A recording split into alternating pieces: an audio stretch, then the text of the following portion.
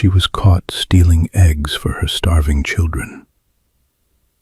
But instead of calling the sheriff, the lonely cowboy gave her an offer that changed everything. Days later, she discovered a secret about him that made her question if trusting this man was the biggest mistake of her life. What happened next? Watch the full story till the end and follow our page for more emotional Western stories. Before we start the journey, tell me in the comments where are you listening from and what time it is right now. Luke Zachary was not a rich man, but he was a good one. At 32 years old, he had built his ranch with his own hands. He had a small wooden house, 20 cows, a few horses, and a big vegetable garden. But every evening when he sat by the fire, the house felt too quiet. He had lost his parents many years ago. The woman he once loved had left him for a richer man in the city. Since then, Luke kept his heart closed. He worked hard, helped his neighbors when they needed him, and went to bed early. But deep inside, he wished for a family, someone to smile at him when he came home. On that cold October morning, Luke walked out to check the fence after a night of strong wind. The air was sharp, and the grass was covered with frost. He wore his old brown coat and carried his rifle, just in case. As he came near the chicken coop, he heard a soft sound, like someone breathing fast. He stopped and looked carefully. There, behind the wooden fence, stood a young woman. She could not have been more than 25. Her dress was old and torn at the edges.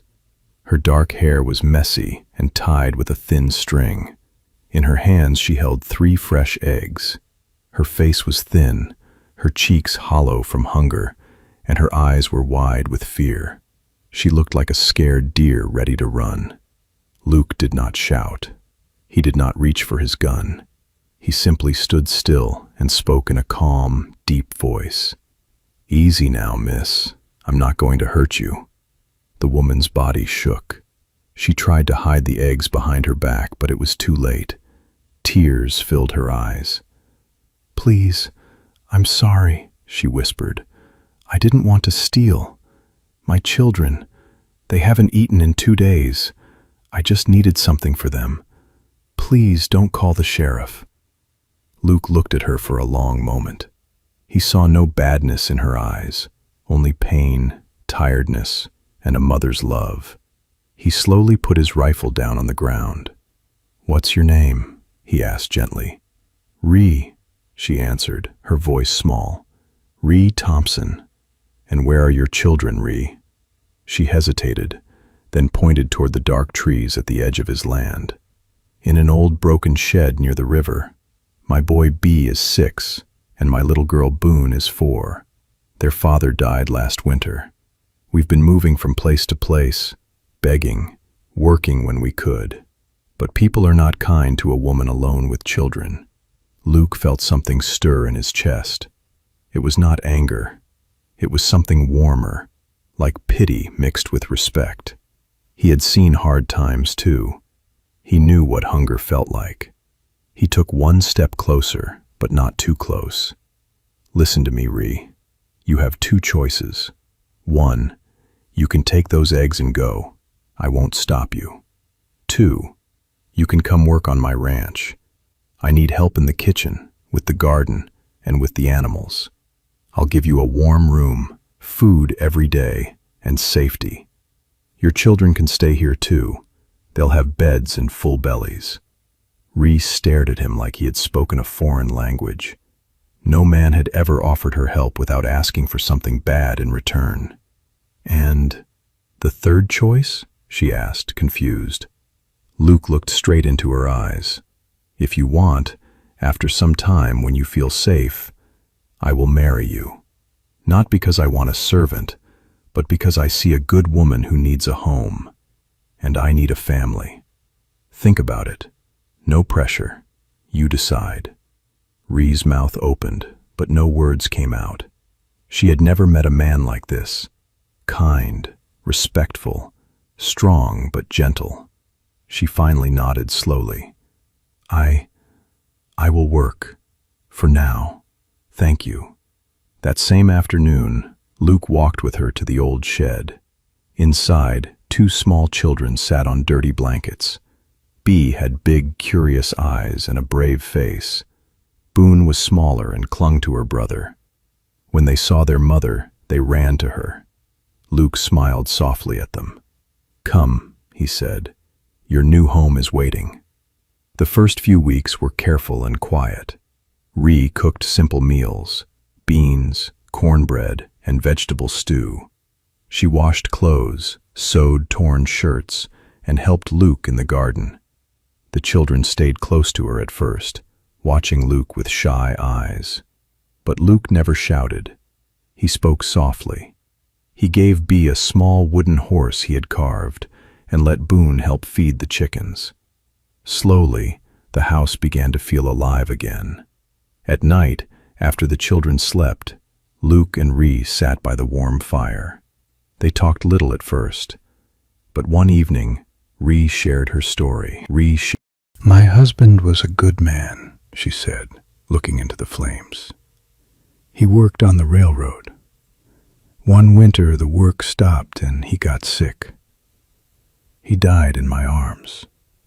After that, everything fell apart. People said I was bad luck. No one wanted to hire a widow with two small kids. We walked for miles. Sometimes we slept in barns. I was so scared every single day." Luke listened quietly. Then he spoke about his own pain. "I had a girl once," he said. "I thought she loved me. But when a rich man from town came, she left. My parents died when I was young. Since then, this ranch has been my only friend. I work from morning till night so I don't feel the empty space inside me." Ree looked at him with soft eyes. For the first time, she saw that this strong cowboy was also broken inside, just like her. Days turned into weeks. The children started laughing again. Bee helped Luke milk the cows and talked about becoming a cowboy one day. Boone loved sitting on Luke's lap while he read old storybooks by the fire. Ree's face grew softer. She smiled more. The fear in her eyes slowly disappeared. One evening in late November, the first snow began to fall. Big white flakes covered the ground like a soft blanket. The wind howled outside, but inside the house it was warm. Ree stood by the window, watching the snow. Luke came and stood beside her.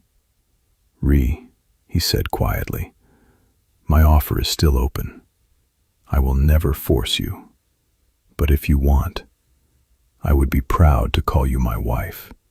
Not for work, for real, for a real family." Ree turned to him. Her eyes were shining with tears, but they were happy tears. "I was so scared to trust anyone again," she whispered.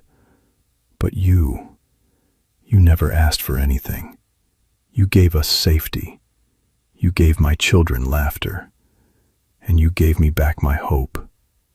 Yes, Luke, if you still want me, I will marry you." Luke smiled, the biggest smile Ree had ever seen on his face. He walked to an old wooden box and took out something wrapped in cloth. It was a thin strip of soft brown leather, tied with a small knot. "This belonged to my mother," he said gently. "She wore it as a bracelet when she was young. It's not a gold ring, but it's the most precious thing I have. May I?" Ree nodded. Luke carefully tied the leather thread around her left ring finger. It fit perfectly. The leather was warm from his hands. Ree looked at it and felt her heart fill with peace. 3 days later, they had a simple wedding. There was no big church or fancy dress, just the warm fire in the living room, the smell of fresh bread, and the happy faces of Bee and Boone. The local preacher came and said a few kind words. Luke and Ree held hands. The children stood beside them, smiling wide. After the short ceremony, they all ate stew together and laughed until late at night. From that day, the ranch truly became a home. Every morning, Ree woke up to the sound of Luke's gentle voice calling the children for breakfast. She cooked with love. Luke worked in the fields with a lighter heart. Bee and Boone ran around the yard, their cheeks red from the cold, their bellies always full. In the evenings, the family sat together by the fire. Luke told stories about the Old West. Ree sang soft lullabies. The house that once felt empty now overflowed with warmth and laughter. Word spread in the small town nearby.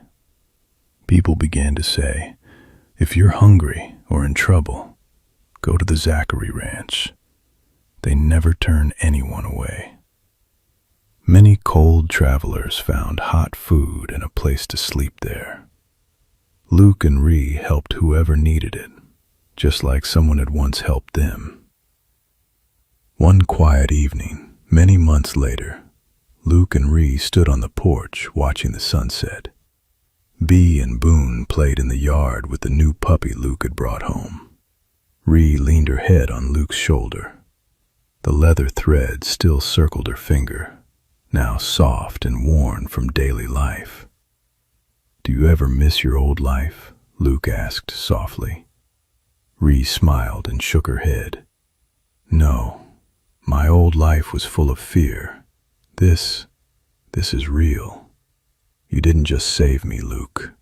You taught me how to live again, and you gave my children a father they can look up to." Luke kissed the top of her head. "And you gave me the family I always dreamed of. I was strong on the outside, but empty inside. You filled that empty space with love." They stood there in silence, watching the golden sky turn pink. The wind was gentle. The ranch was peaceful. Two broken people had found each other in the hardest of times. They had built something beautiful, not with money or grand gestures, but with patience, respect, and quiet love. And in that moment, under the wide Kansas sky, they both knew one simple truth. Sometimes life gives us the greatest gifts when we least expect them. All we have to do is open our hearts and tie them together with a simple thread of trust. Thank you so much for watching this story all the way till the end. If you enjoyed it, please hit the like button and share it with your friends. It really helps us a lot. If you want to watch more exciting stories like this, don't forget to subscribe our page right now. Tell me in the comments, where are you listening from and what time is right now? And if this story touched your heart, please send some stars. Every single star gives us huge motivation to keep creating more amazing videos for you. See you in the next story. Take care of you, friends.